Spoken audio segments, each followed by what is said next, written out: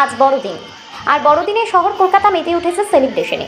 শহর কলকাতায় বিভিন্ন দর্শনীয় স্থানে উপচে পড়া ভিড়, আর তার মধ্যে অন্যতম আলিপুর চিড়িয়াখানা।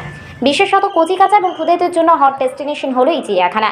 কলকাতার পার্ক স্ট্রিট থেকে বোবারাক যতই আকর্ষণীয় সমস্ত ডেস্টিনেশন থাকুক না কেন, এই বড়দিন বা নতুন বছরে চিড়িয়াখানার আকর্ষণ যে অমর, তার অন্যতম প্রমাণ হলো গতকাল অর্থাৎ 24শে ডিসেম্বর এই আলিপুর চিড়িয়াখানায় ফুটফল পদার্পণ হয়েছিল 70,000-এর বেশি মানুষের।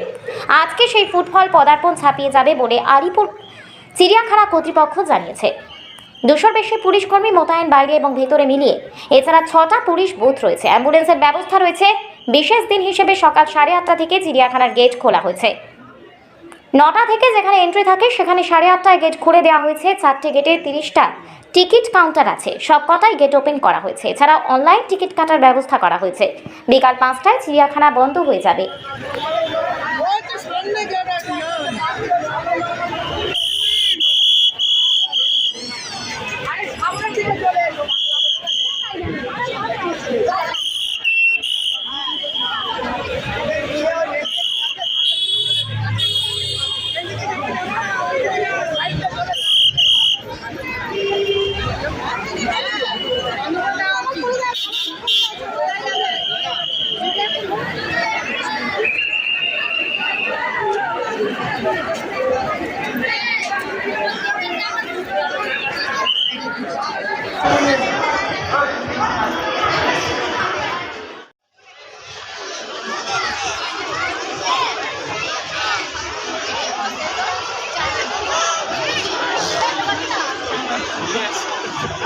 সংকল্পদের রিপোর্ট, নিউজ টুডে লাইভ।